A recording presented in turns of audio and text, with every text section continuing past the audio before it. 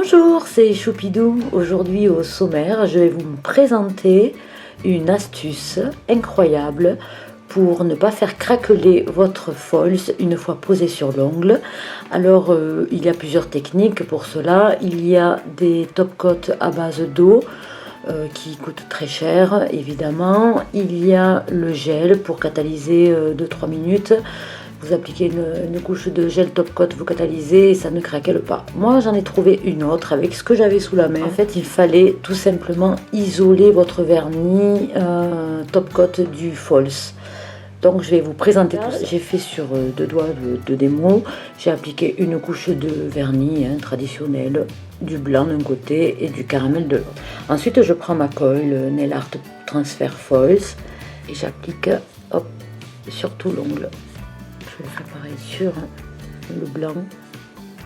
Le principe de la colle pour false, pour transférer le false, là quand on la met elle est blanche et dès qu'elle devient transparente, nous pouvons poser notre feuille de false. Je vous reviens dans un instant. Voilà, donc je vous reviens, la colle elle a séché, tout est transparent. Bon, sur le blanc on verra pas, mais comme je l'ai mis à quelques secondes d'intervalle, donc ça ira très bien. Je me munis de suite de mon papier transfert foil, celui-ci les léopards. Comme ça, on pourra bien voir si s'il craquelle ensuite. Donc voilà, j'ai pris un petit morceau. Donc en fait, on le pose comme ceci. Une fois qu'il est posé, il faut bien, de suite éviter les bulles, les plis.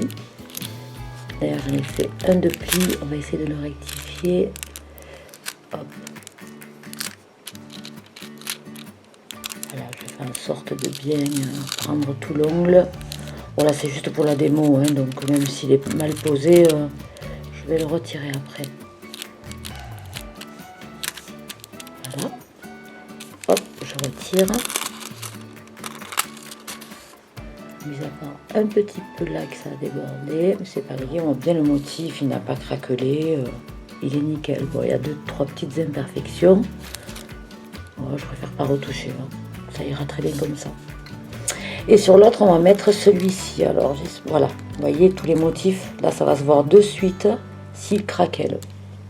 Pareil, même manœuvre. Si on peut le faire en mieux, ça serait chouette. Hop.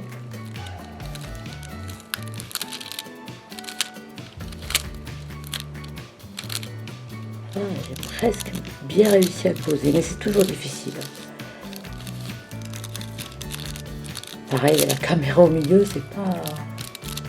Mais bon, une démo, ça reste une démo. On appliquerait mieux la prochaine fois. Attention, je retire. Ouais, il n'est pas très bien posé, mais en même temps, blanc sur blanc... Essayer de rattraper, c'est ça qui est sympa avec le foil, c'est qu'on peut reposer à volonté sur les parties qui n'ont pas pris.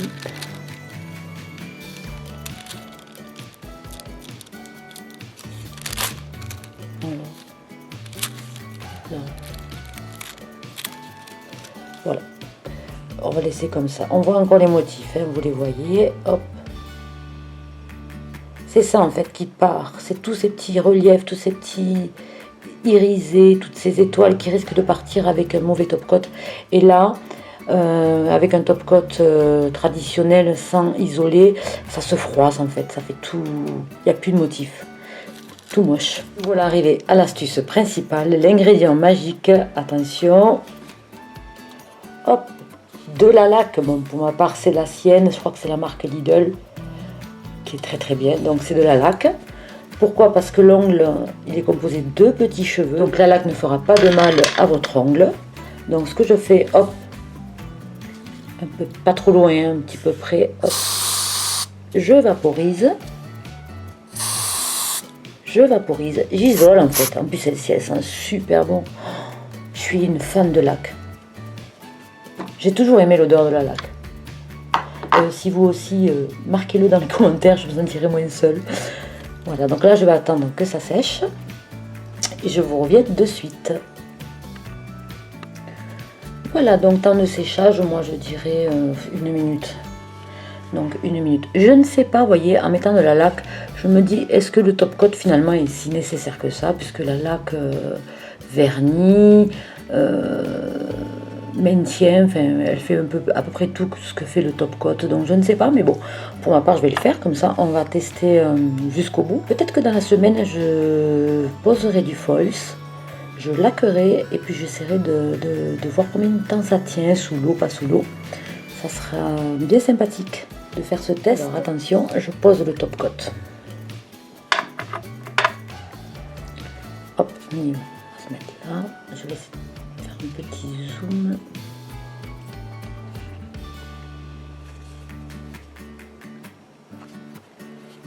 Voilà, déjà on peut voir que ça n'a pas bougé. Alors ça c'est du top coat tellement bas de gamme que je vous le présente même pas. Je crois que c'est bête à faire, un truc comme ça. Pour vous dire à quel point... Après on peut utiliser tous les top coats du monde, c'est ça l'intéressant. C'est d'avoir du false à volonté. Sur AliExpress il y en a des tonnes et je me dis chaque fois je sais pas comment le faire tenir, je ne sais pas. Et là ça y est, j'ai regardé, ça ne bouge pas. Il est mal posé à la base, hein, donc... Mais le motif qui ne bouge pas, celui-là. Regardez, il y a encore tous les irisés. On les voit. Ah voilà, c'est de ce côté. Regardez, ça n'a pas bougé. Avec un top coat classique, sans laque, sans rien, ça vous ne l'avez plus. Alors évidemment, il faut quand même faire attention pour le poser, prendre son temps, parce que moi, regardez, c'est pas le top coat, c'est moi, c'est la rapidité d'exécution.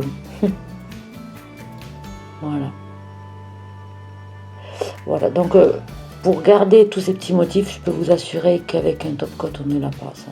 On perd tout, tous les petits motifs. Voilà, pour une petite astuce, moi ça va carrément me changer la vie. Je voulais me procurer le Enfuo, je crois qu'il est à 15 ou 20 euros. Le top coat, merci. Après mettre du gel, sachant que moi j'aime bien changer, pas attendre que ça passe 15 jours pour pouvoir changer de motif. C'est pas trop intéressant, il faut que ça aille vite, il faut que je puisse changer vite mes ongles. Le jour où je suis en repos par exemple. En tout cas, si vous avez d'autres astuces, je suis preneuse. N'hésitez pas à commenter, à liker la vidéo, à partager. Je suis preneuse aussi. Je vous remercie d'avoir visionné cette vidéo. Je vous souhaite une très bonne journée. Bye!